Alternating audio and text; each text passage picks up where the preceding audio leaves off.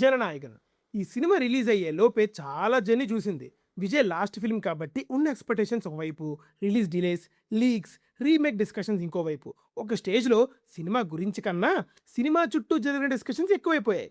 ఫైనల్‌గా ఇన్ని విషయాలు దాటుకొని ఆడియన్స్ ముందుకొచ్చిన ఈ ఫేర్‌వెల్ ఫిల్మ్ విజయ్‌కి గ్రాండ్ సెండ్ ఆఫ్ అయిందా అనేది తెలుసుకోబోయే ముందు మీరు మన రివ్యూస్ చూస్తున్నారు కానీ సబ్స్క్రైబ్ చేసుకోవట్లేదు. ఒక సబ్స్క్రైబ్ చేసి నోటిఫికేషన్స్ ఆన్ చేసుకుంటే కొంచెం సపోర్ట్ చేసినట్టు ఉంటుంది. Now coming to the story line. Story గురించి మాట్లాడుకునే ముందు అందరి మైండ్లో ఉండే ఫస్ట్ డౌట్ క్లియర్ చేద్దాం.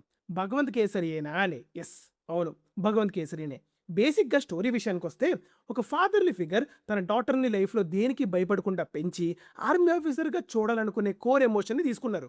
కానీ హీరో బ్యాక్ స్టోరీ, వాళ్ళకి ఎదురయ్యే conflict, political backdrop, commercial elements అన్ని మార్చి ఈ వర్షన్ని మనకి ప్రజెంట్ చేశారనమాట. Now coming to the positives, lead performances. Vijay గురించి కొత్తగా చెప్పాల్సిన అవసరం లేదు. తన స్క్రీన్ ప్రెజెన్స్, స్వాగ్, మేనరిజమ్స్తో సినిమా మొత్తం క్యారీ చేశాడు. ఈ సినిమాలో స్ట్రాంగెస్ట్ పాయింట్ ఏదైనా ఉందంటే అది విజయ్ అనే చెప్పొచ్చు. మమితా బైజు కూడా తన రోల్లో బాగా పర్ఫామ్ చేసింది. వీళ్ళిద్దరి కాంబినేషన్లో వచ్చిన సీన్స్ కూడా చాలా బాగా వర్క్ అయ్యాయి. Fan moments and elevations. Vijay fans దృష్టిలో పెట్టుకుని డిజైన్ చేసిన మూమెంట్స్ చాలానే ఉన్నాయి.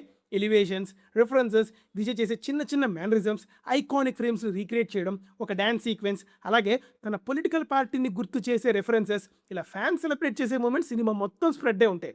ఫేర్వెల్ ఫిల్మ్ కాబట్టి ఆ మూమెంట్స్కి థియేటర్స్లో రెస్పాన్స్ కూడా బాగుంది.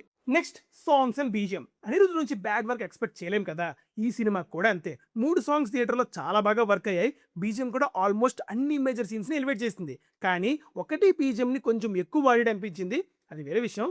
ఇంకా ఇంటర్వెల్ సీక్వెన్స్. ఫస్ట్ హాఫ్ మొత్తం పేషెన్స్ టెస్ట్ చేసినా కూడా ఆ తర్వాత వచ్చే ఈ ఇంటర్వెల్ బ్లాక్ మాత్రం ఆ వెయిట్కి మంచి పే ఆఫ్ ఇస్తుంది. భగవంత్ కేసరిలో చూసిన సీనే అయినా కూడా action sequence and with BGM, Vijay signature mannerisms, hero villain confrontation ఇవన్నీ కలిసి ఆ బ్లాక్ని బాగా ఎలివేట్ చేశాయి. ఇంకా నెగిటివ్స్ విషయానికి వస్తే క్యారెక్టరైజేషన్స్. బాబీ డ్యూల్ని విలన్గా క్యాష్ చేయడం వరకు బాగానే ఉంది, కానీ ఆ క్యారెక్టర్ని రాసిన విధానమే డిసప్పాయింట్ చేస్తుంది. ఇంట్రోనే ఆఫ్రికన్ జైల్లో ఏదో పెద్ద ప్లానింగ్ జరుగుతున్నట్టు చూపిస్తారు. అది చూసినప్పుడే ఏంట్రా ఇది అని అనిపిస్తుంది. సరే, స్టోరీ ముందుకు వెళ్ళాకైనా ఇంప్రూవ్ అవుతుందేమో అనుకుంటే ఇంకా రొటీన్ అయిపోతుంది. క్యారెక్టర్ ఆర్క్, మోటివేషన్స్ ఇవన్నీ మనం ఆల్రెడీ చాలా సినిమాల్లో చూసిన టెంప్లెట్ లానే ఉంటాయి. Next, writing. ఈ సినిమాని విజయ్ లాస్ట్ ఫిలింగా తన పొలిటికల్ జర్నీని దృష్టిలో పెట్టుకుని తీశారు అని అర్థమవుతుంది. పొలిటికల్ రిఫరెన్సెస్ యాడ్ చేయడంలో ప్రాబ్లం లేదు, కానీ మెయిన్ కోర్ ఎమోషన్ని పక్కన పెట్టేసి దాని మీద ఎక్కువ ఫోకస్ పెట్టడం వల్ల స్టోరీ డైల్యూట్ అయిపోయింది. చివరికి ఆడియన్స్కి ఈ సినిమా యాక్చువల్ పాయింట్ ఏంటి అనే క్లారిటీ ఉండదు. దానివల్ల ఎమోషన్గా కూడా అంతగా కనెక్ట్ అవ్వలేకపోయింది సినిమాతో. ఇదంతా కూడా ఓకే, కానీ మూవీలో ఒక కాన్సెప్ట్ ఉంటుంది బాబోయ్. ఆర్సీ వార్ అని. బేసిక్గా రిమోట్ కంట్రోల్ వెపన్స్ అనమాట. రోబోట్స్, డ్రోన్స్ని వాడి విలన్ అటాక్ చేస్తాడు. అసలు ఇలాంటి కమర్షియల్ సినిమాలో ఈ కాన్సెప్ట్ ఎవరు అప్రూవ్ చేశారో తెలియదు, కానీ వరస్ట్ ఎడిషన్ అని చెప్పొచ్చు. అసలు నాకు అర్థం కాదు, అసలు వర్కౌట్ అవ్వలేదు అది. నిజంగా ఆ ఎపిసోడ్స్ చూస్తున్నంతసేపు కామెడీ అనిపించింది. ఇదేం కాన్సెప్ట్ రా బాబు అనే ఫీలింగ్ అయితే ఖచ్చితంగా వస్తుంది. Next, technical aspects. టెక్నికల్గా కూడా సినిమా చాలా డిసప్పాయింట్ చేసింది. ముఖ్యంగా VFX shots, bomb blasts, fire sequences లాంటివి వచ్చినప్పుడు చాలా ఈజీగా తెలిసిపోతుంది సరిగ్గా చేయలేదు అని. బడ్జెట్ లేకో ఏంటో తెలియదు, కానీ చాలా చోట్ల ఆర్టిఫిషియల్గా అనిపిస్తుంది. కొన్ని ఏ షాట్స్, సెట్స్ ఇవన్నీ మూవీ ఎక్స్పీరియన్స్ని డిస్టర్బ్ చేస్తాయి. విజయ్ లాంటి స్టార్ లాస్ట్ సినిమాకి మాత్రం ఇలాంటి ప్రొడక్షన్ క్వాలిటీ అస్సలు ఎక్స్పెక్ట్ చేయలేదు. And next, screen play. Screen play వల్ల కూడా సినిమా చాలా సఫర్ అయింది.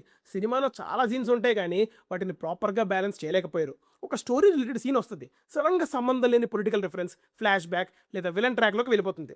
విలన్ క్యారెక్టర్ని స్ట్రాంగ్గా ఎస్టాబ్లిష్ చేయాలనే అటెంప్ట్లో కూడా స్క్రీన్ ప్లే చాలా నేవర్గా అనిపిస్తుంది. దానివల్ల సినిమా ఫ్లో ప్లెజెంట్గా అనిపించదు.